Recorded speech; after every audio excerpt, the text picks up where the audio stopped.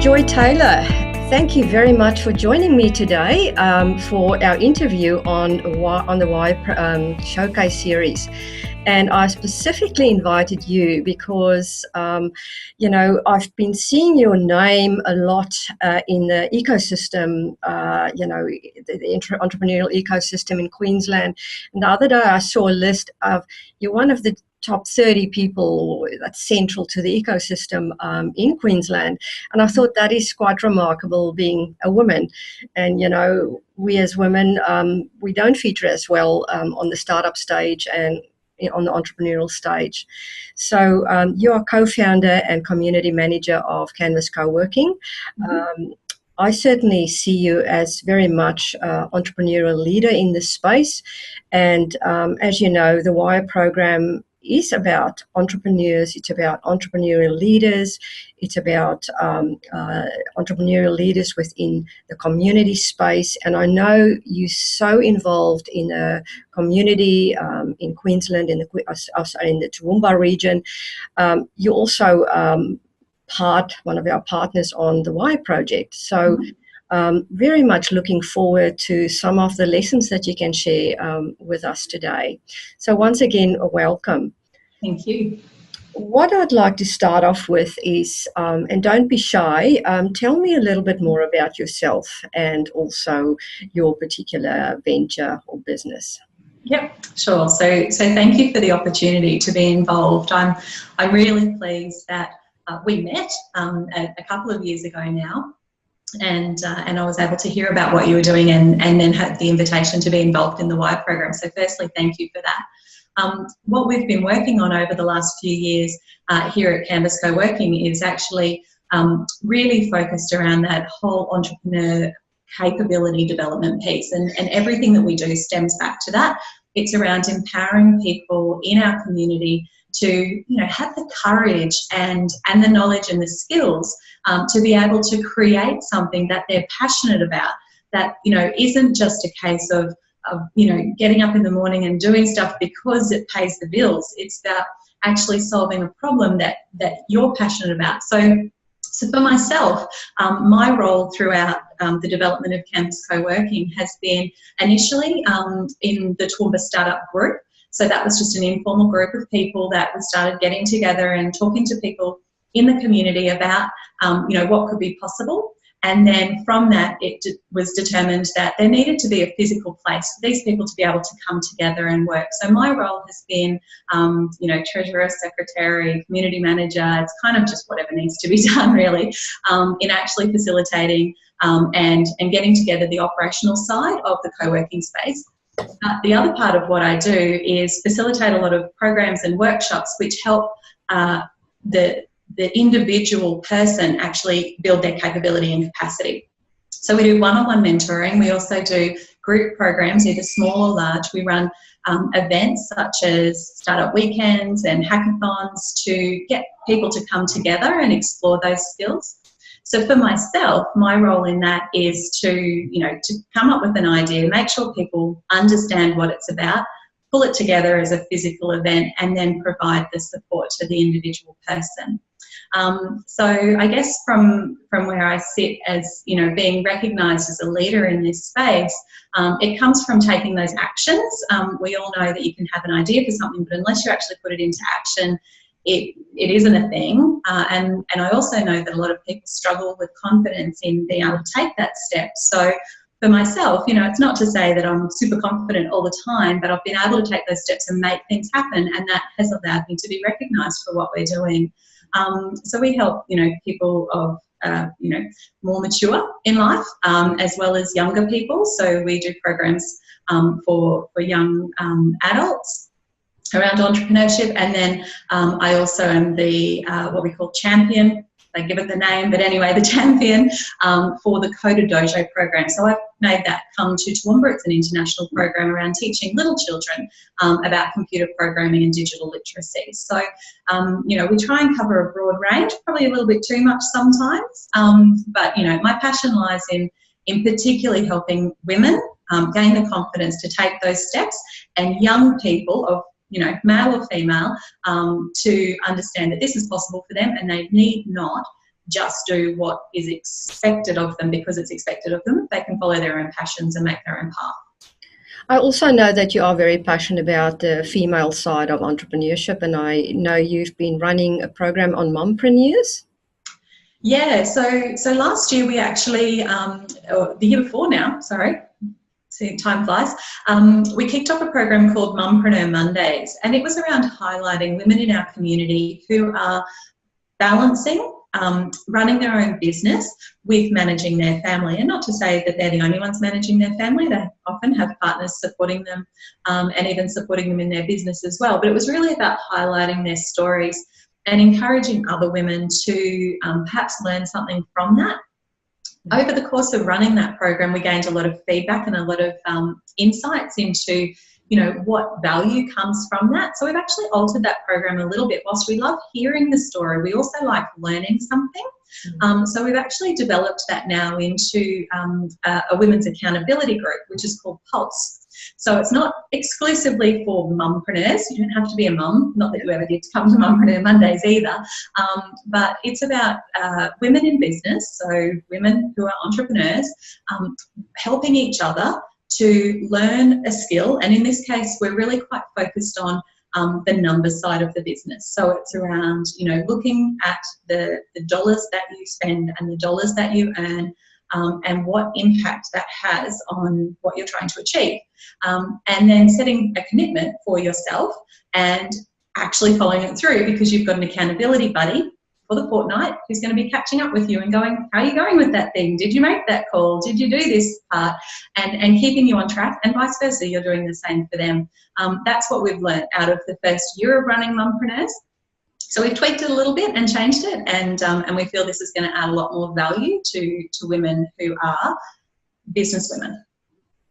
Yeah, I totally agree. It's very easy for someone to say, I'm going to do this, but nobody will know if I don't do it. So that accountability side certainly very, very important. Yeah. Joy, I certainly see you as an entrepreneur because I know you're constantly looking for new opportunities, and you exploit those opportunities and you create consistent value. And I've seen you done that over a number of years now. Do you see yourself as an entrepreneur? That's a really interesting question, and one that I've had to start to think differently about probably over the last maybe year. So initially, no, I didn't. I just thought, I'm a member of the community, I want to do good things, that's all really nice, I'm happy doing that and just move on. Canvas Coworking, though, is a business. It's a significant business. It's a not-for-profit entity, but we've established it as a solution to a problem. It has to be financially sustainable. We're not funded by government or anyone else. We turn over 100-odd grand a year. It's a full-on business, and we have started that. So, yes, I'm an entrepreneur. I was recently on a trip with some other startup community leaders, and that question was raised again, and that was this year. And I felt at that point that, I could say, yes, I am. When people say, what do? You can rattle off a few things, and they're like, oh, so you're an entrepreneur. And it's like, yes, I am. That's what I'd like to hear. So, Joy, I know, you have a lot of balls in the air, and I know you're very good at juggling them as well. But ultimately, we do things because we want to succeed in the things that we love doing as well. So what does success mean to you? Yeah. Like what is success to you? So I have a number of different measures of success. So initially, from the co-working side of things, success for me is seeing people come into the space and connect with each other.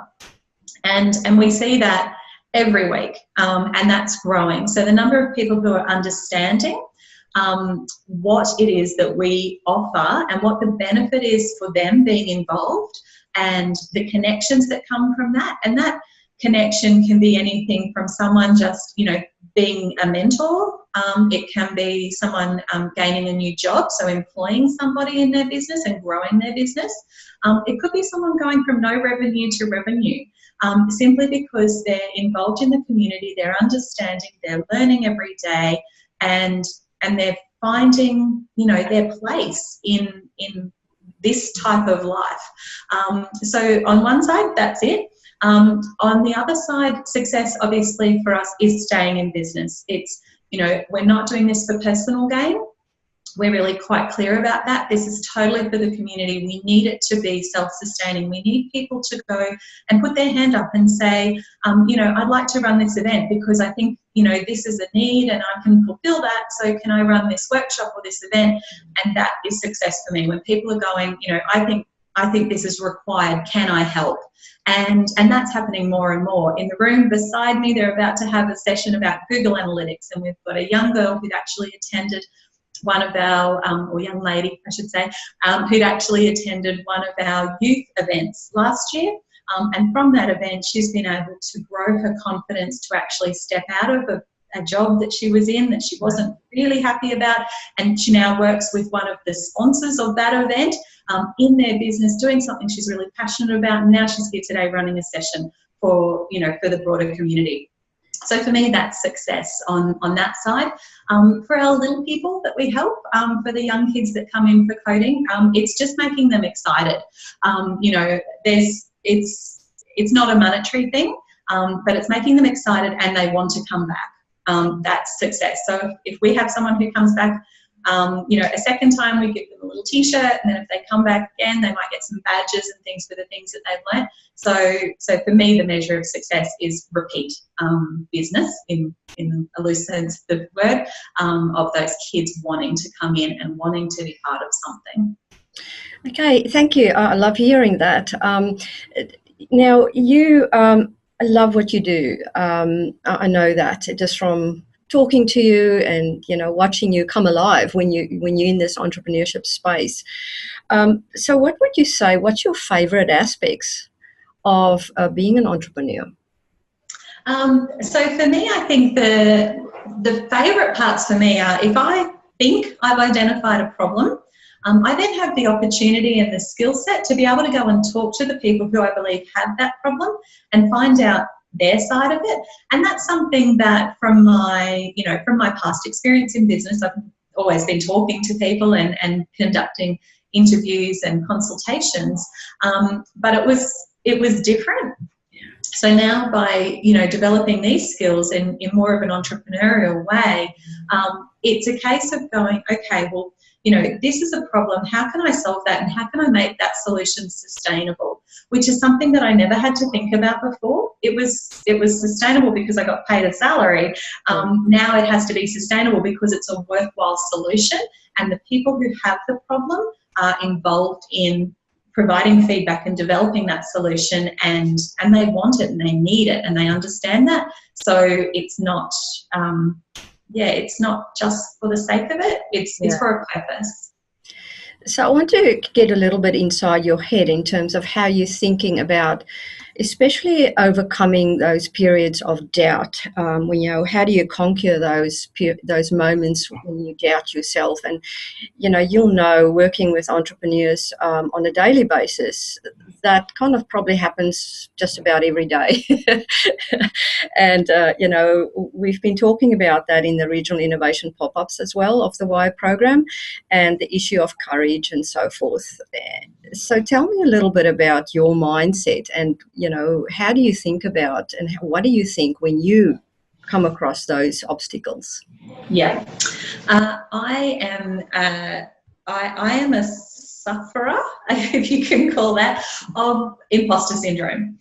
It's a real thing for me. I often doubt myself. It's like, oh, maybe I can't do it, and then I'll go, oh, I shouldn't do that because, I don't have enough experience in it, or I've never done that before.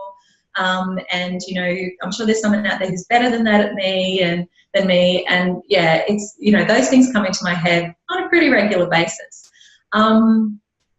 A year and a bit ago, I was fortunate to meet a fellow from America, actually, who has a tattoo on his arm.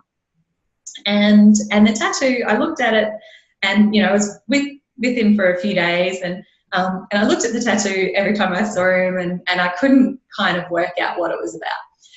And then I think on the third or fourth day, we were at a casual event, dinner and stuff, after the day of conference, and we were catching up, and I had to ask him. I said, "What's with the tattoo?" because it said JFDI. And I'm like, does it mean that you're almost a Jedi? You know, it's kind of missing a little bit. And he's like, no, but that's quite interesting. He goes, it means just do it. And since that day, it's kind of like there is nothing stopping me from trying anything. And being a little bit of a Star Wars fan, which is probably why I went to the Jedi thing, knowing that there's a little quote in Star Wars which is like, do or do not, there is no try. It might go the other way around. But it's, you know, it's a case of if you want to do something, just do it. Don't say, I'll try or something. It's like, I'm going to do this. And you do it, and it works or it doesn't work. And if it doesn't work, you learn from that, and then you do it differently. If it does work, awesome. And you know what? Then you do know how to do it because you just did it. And that's the motto that I now try and follow. We'll be talking shortly about, your views on some strategies. But before we get to the strategy side of things, I want to just hear your thoughts on entrepreneurial skills. And I know you work with a lot of entrepreneurs and wannabe entrepreneurs and so forth. What's your view of, what would you see as some of the top skills that you think new entrepreneurs need to hone or try to develop on their journey? Yeah. So there's skills and there's traits. And when we're running programs, particularly like our Startup Business Bootcamp, we focus on developing skills, but we also focus on the traits of an entrepreneur and the fact that you can develop those as well. So if we're looking at the skills, we consistently find that people think they have to do everything themselves, and they spread themselves quite thin and maybe just learn a little bit about something to get them by and then like focus on the other parts that perhaps they're good at and let things slide. So when we're working on skill development, one of our first questions is, why do you want to learn this? What value will it bring to your business? And then second to that, what value will it bring to your business by you doing it as opposed to someone else doing it? So I have a financial background. So when it comes to doing a cash flow and projections and setting a price and all of those sort of things, I know how to do that. That's fine. I can do that and I can bring that to a business. But when it comes to, let's say, graphic design and things like that, whilst I love playing with that, I like doing scrapbooking and craft and things like that, it's not actually my skill set. And I spend a lot of time on that when really I could be using that time to go and talk to more clients and find out more about what they need and how I can actually provide that solution. And I can let someone else make that pretty little picture to promote that workshop or promote that event. But I've had to learn to let go of that as well, and that letting go is a skill as well. So for me, it's about recognising these are the things that need to be done. These are the things that I'm passionate about, and I actually feel that by me learning more about that, I can contribute more to my business and the outcome of my business. So outcome generally is making money, not always, but mostly making money, or at least making it sustainable. Is me doing this going to make that happen, or can I outsource that to somebody else? And one of the things that we focus on here at Canvas is that we've got lots of people doing lots of different things, and the reason they're doing it is because they're passionate about it and they're good at it, and perhaps they've learned, they've trained, whatever it might be, to become even better at it. But the reason they run a business about that element is because they like it.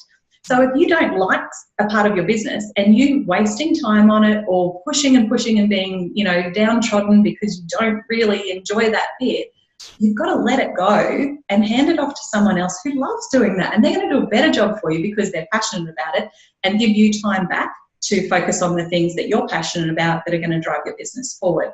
So for me, about skill development, it's about learning a little bit about things so that when you're talking to someone, and can clearly articulate what you want them to do, what you expect from them, and set those guidelines, because it's nothing worse than asking someone to do something and not being able to give them a brief, at least, of what you want, and being part of that conversation and involved in that, but you don't have to do it all yourself.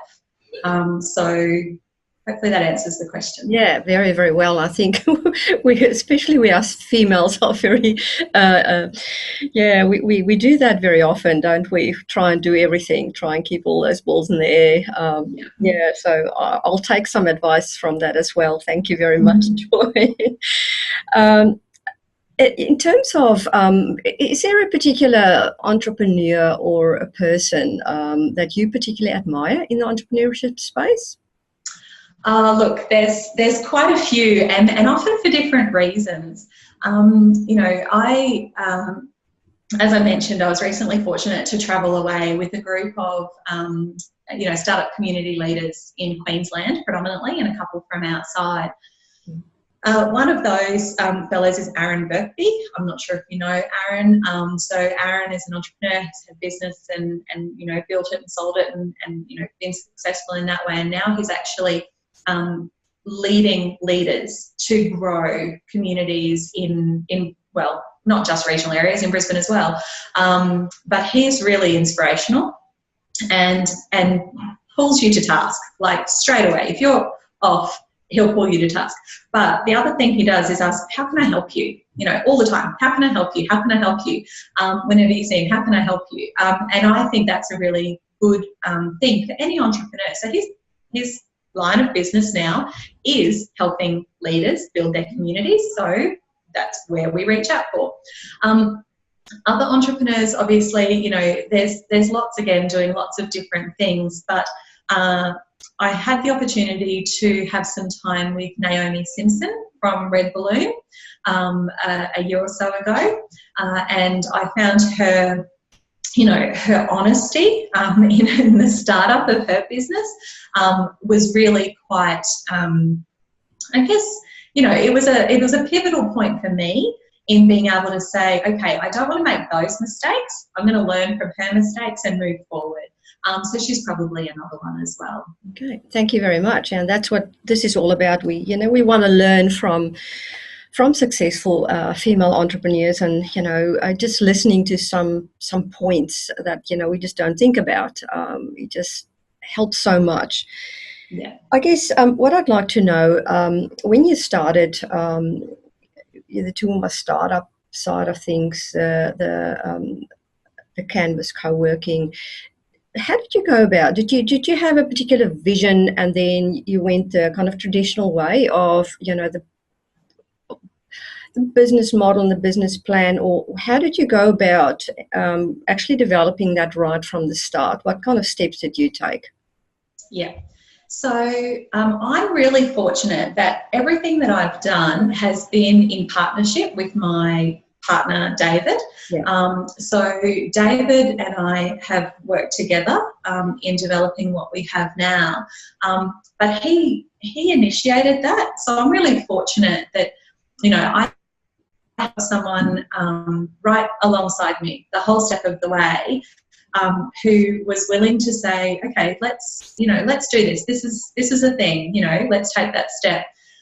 We also are always trying to educate ourselves, and I have a mentor, and, I read, or actually now I listen probably more than read, different books and things like that. But one of those books is called Startup Communities, and it's by a fellow called Brad Feld, who is from Techstars, so in a place called Boulder in Colorado, which is not dissimilar to Toowoomba in size and features. Yeah. And we were able to learn from him. So, looking at who's already doing stuff in this space and making it work, and how can we, build our model based on that. So one of the first things that we realised was that you have to give first. You have to go, okay, we're prepared to give this to get people involved and included, and make sure that we fully understand the problem that exists and then the solution. Now, for us, the problem, whilst we could see it existed, it was really quite difficult to get other people to necessarily understand that at this point in time, because it's a problem that's evolving. It's already here, but it's evolving for people in that they're learning that this is a problem for them, as opposed to knowing that it's a problem for them. So we've had to take people on that journey with us, and going out and talking to people and asking them questions and finding out, and getting them to think retrospectively. When I was starting my business, what could I have had help with that would have allowed me to maybe not made the mistakes that I made, or allowed me to grow quicker, or perhaps even for my business to be successful where maybe it didn't end up successful, maybe it closed or it never really started. Because I didn't have that support. So it's getting people to think and act a little on their emotions as well. So that sort of journey in the process has been one that, we have followed a model that was already proven elsewhere, even though the culture there is really quite different to the culture here. And it's not to say that one's better or worse than the other, it's just different. So we've had to adapt and change how we address things as opposed to how things were addressed over there. And I've been fortunate enough recently to travel to Boulder and go to Techstars and meet, the other co-founder of that business and talk to them about that, and, sit down and kind of talk about, how did you get started and what was it like and what's really made you successful, so that I can now bring that back here and again start to implement that over and above, what you can read in a book. But every day we're learning, every single day we're learning, what works, what doesn't work, what helps people, what doesn't. And everybody's different. So, of course, that changes as well. Yeah. What sort of barriers or, did you have, or do you feel obstacles that you had to overcome since you started? Yeah. So perception of the need from some of the community. Probably a preconceived belief in, that people want help and that people are willing to give.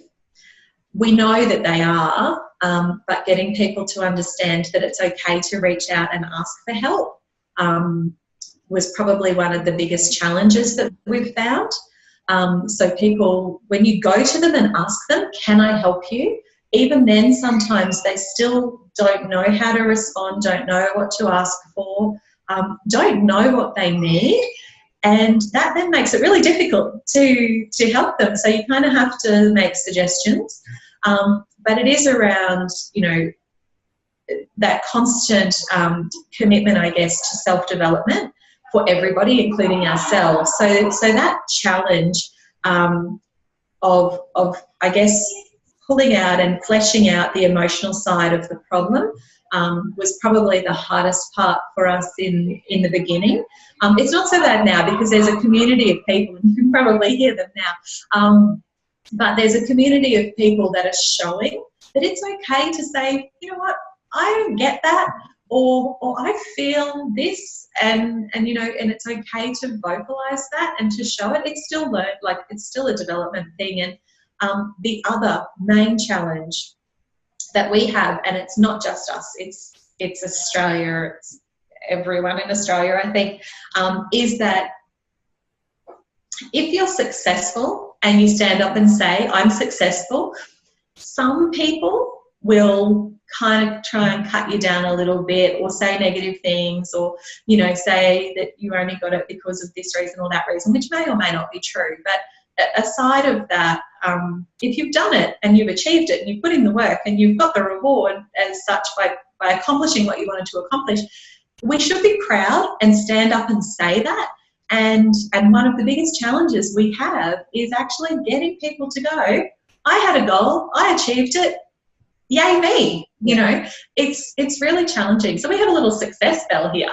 And, people ring the bell when something goes well, and it could be a little thing or a big thing, and they can share what it is or not. That's totally up to them.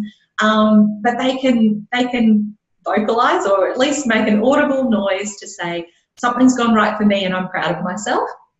So it's a step, it's a work in progress. But that has been one of the biggest challenges, and not only for our members, but for us as well. Things are going well. We're being recognised in different ways, but do we promote that well enough? Maybe not. We're trying. Yeah. Let's move a little bit over to the strategy side of things. You certainly on your own journey, but you're also constantly involved in developing the journeys of others. Mm-hmm. So do you think there is some kind of success formula of becoming a successful entrepreneur, or some kind of pattern? Yeah, so again, we're not trying to reinvent the wheel here. This isn't, it's not rocket science. So my sort of, I guess, ethos on this is, if you have an idea that you think is good, you have to tell people about it. Step number one, don't keep it a secret, because if you keep it a secret, nobody knows about it and you can't get any feedback. So you have to talk to people. So you have to learn to talk to people if that's not a skill of yours. We follow a lean canvas model. So we're not about writing a 50-page business plan that you'll never then look at again. It'll go in the drawer. And, well, even more so, we're not about having someone else write that 50-page business plan for you either. Write it yourself, but don't make it 50 pages. Make it 1 page. Make it a clear, sketch of what you're looking for, what you're wanting to achieve in, a rough format that we can help you with, but it's online, anyone can get it for free. Follow that. But then you have to go, okay, what in that do I need to prove is true for me to actually know that this is a thing? Okay, so I've got a hypothesis. I believe this is true. What can I do to prove it? It's simple. You go and talk to people. You find out what they think about it. Do they have that problem? What do they think of your solution? Will they pay money for it? And then you have to sit down and look at the numbers, and you have to go, if I want to make it profitable, I have to sell this many for this much to cover my costs and make a profit. Again, not rocket science, but you have to actually do it. So, there's a saying, ideas are worth nothing, implementation is everything. We cannot stress that enough. You could have the most fabulous idea in the world. Nobody will pay you for it unless you've implemented it and proven that it's necessary. And then, you can go forward.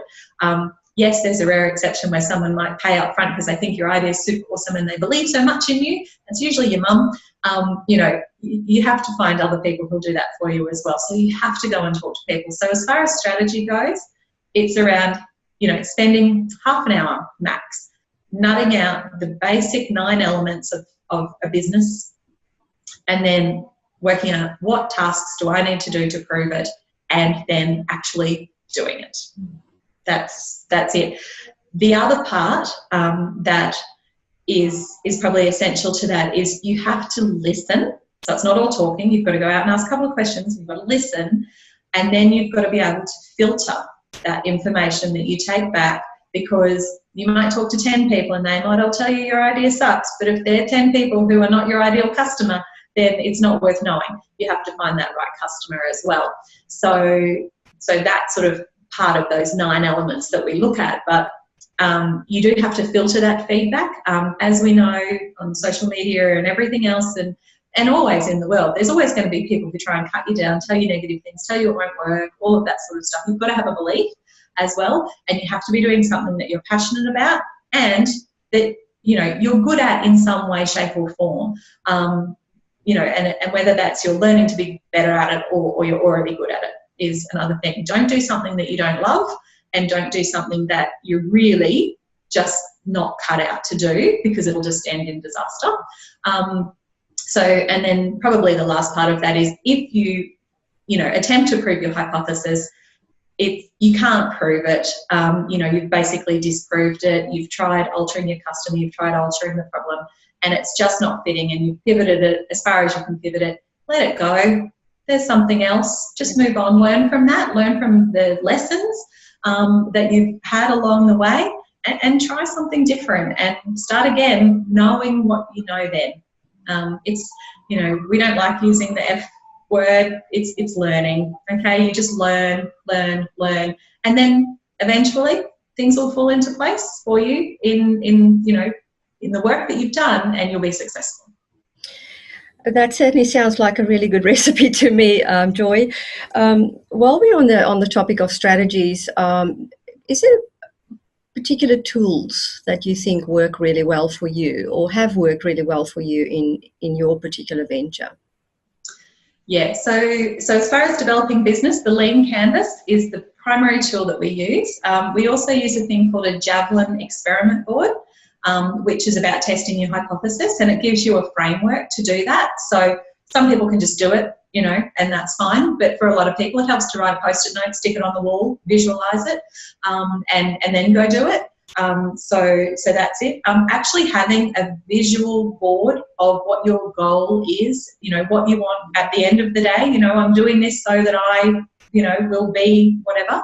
And that's different for everybody. And for some people it's about money, and some people it's about opportunity or experience or ego or whatever it might be for you, whatever ticks your box, that's fine. And there's no judgment there at all. You just, visualize it, have it on the wall that you can, not that, but if I could paint like that, that'd be awesome. But I can't.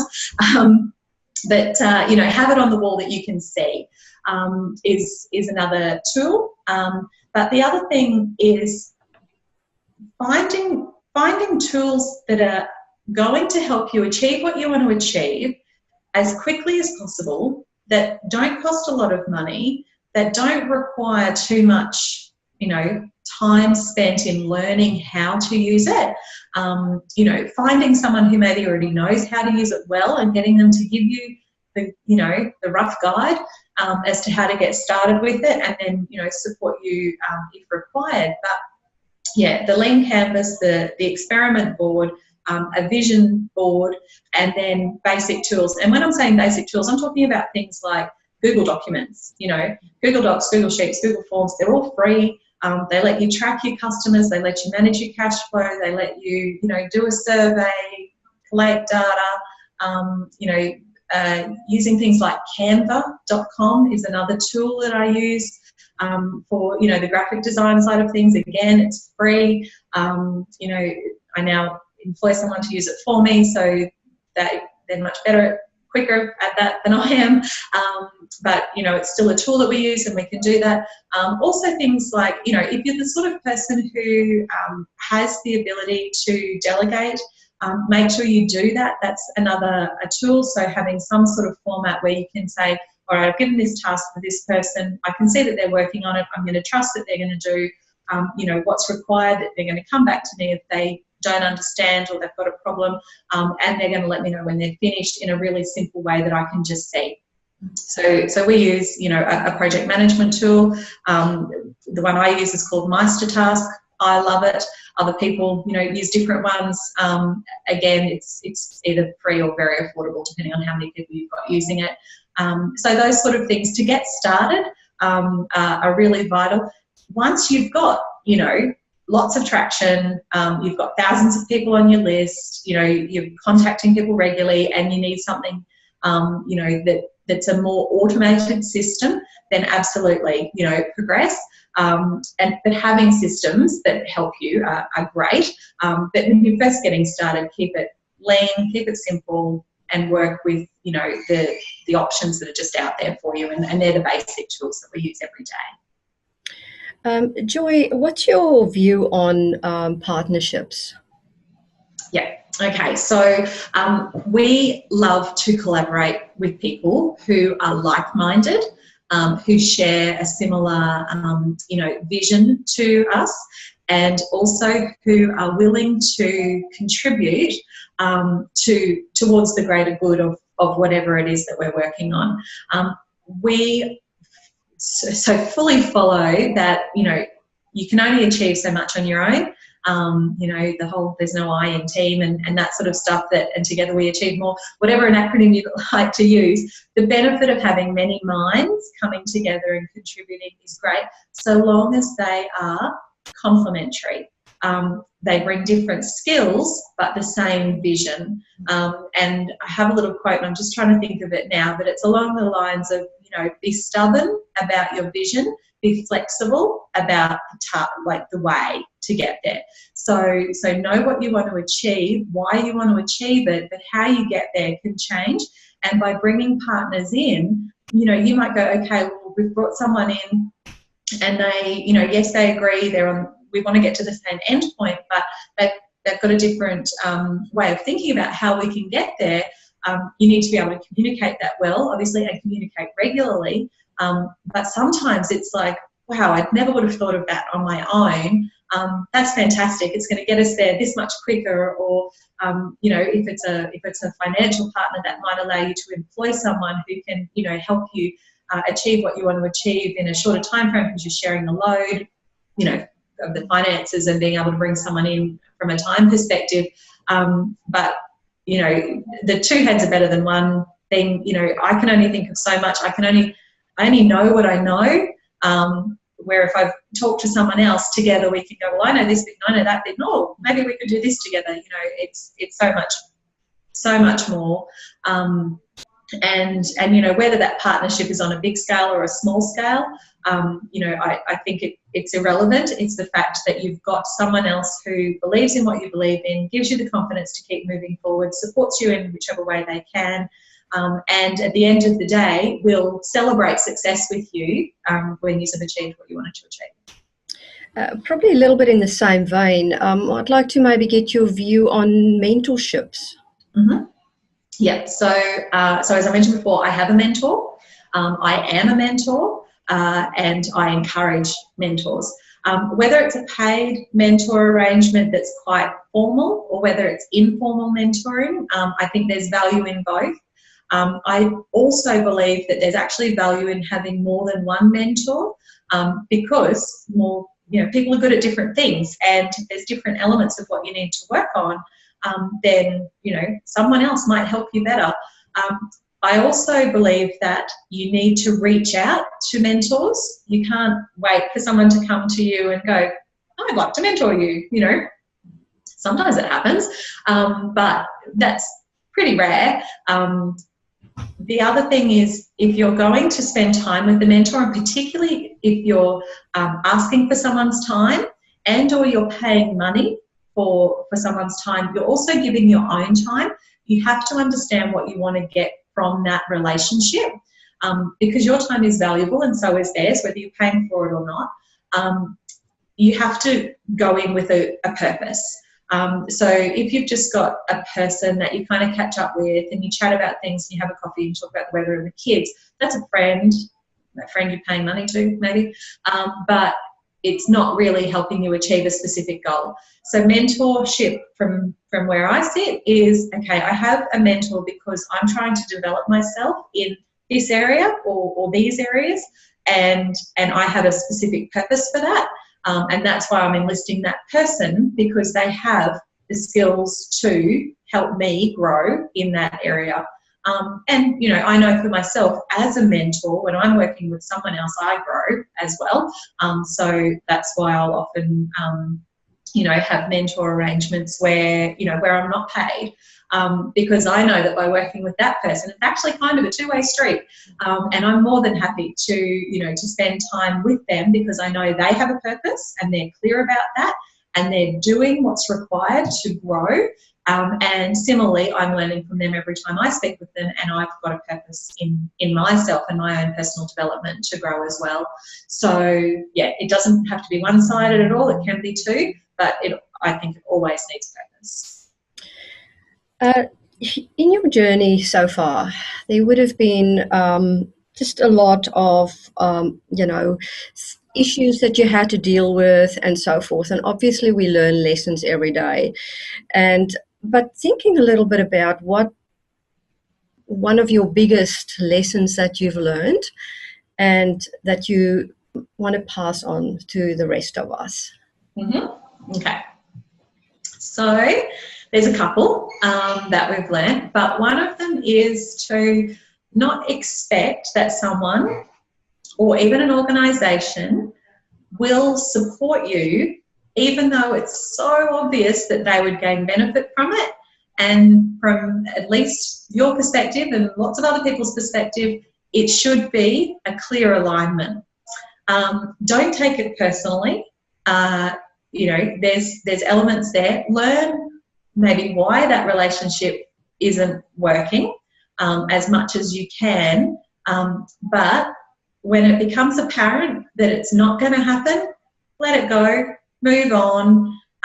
you know, at some point in the future, something will change and it will click along. Either what you're doing will click for them, or something will change in their organisation. Perhaps even a new person will come in, or that person will discover something and they'll have a light bulb moment and they'll realise there is value in being part of the relationship with you. So for me, that challenge, it was, you know, I took it personally. I couldn't see why they didn't want to do what we were doing, even though they talk about it and we're doing it, and they still won't help and be part of it. Yeah, don't take it personally. If it's clear it's not working, move on. And then I guess the other challenge that I have had, and I know a lot of other people have, can be a sense of entitlement. That, you know, because I'm doing this great thing, I should get this, or I should get that, or, you know, this should happen for me. And should is a terrible word. It's a case of if you feel entitled to something, you're probably not, and you're not doing the work to make it happen. And I was actually just in San Francisco last month, and I went to Alcatraz, and I bought a T-shirt, and it says, you know, you're entitled to food, water, and there was something else on there, and that's it. Everything else is a privilege. And I think in our society, you know, we are so privileged that we forget sometimes that those privileges are privileges. They're not entitlements. And just because they exist for some doesn't mean that you can have that if you haven't done the work. And yeah, that's probably a challenge that I think, you know, I know I've had to overcome, and still, you know, regularly I'll go, well, why didn't that happen to us if it happened to somebody else? And it's like, well, that's because they did this and you didn't, so get over it, you know. And yeah, that's just how it is, and you have to take those knocks sometimes, and it's kind of like, well, you didn't do what was required, so therefore it didn't happen. You weren't entitled to it. Move on, or go and do the work and get it next time. My next question was going to be what was probably the best piece of advice you've ever heard and that you're still using, and I guess it links very closely with what you've just said in terms of the lessons learned. Is there any other pieces, maybe a specific piece of advice that you want to share? So yeah, so execution is everything. That's it. If you don't make the time, and I say make the time because, you know, I have 2 teenage kids, I have a full-time job, I run a co-working space, I facilitate, I work with Wire, I run CoderDojo, I facilitate, you know, workshops here. I have other family, I have parents, I have friends. Apparently, sometimes they question me, but anyway, you know, and I also have myself. You know, there's a lot that I have to fit into my week, but, you know, you've got 24 hours a day. I sleep 7 of those. So, you know, I've got 17 hours a day to get stuff done.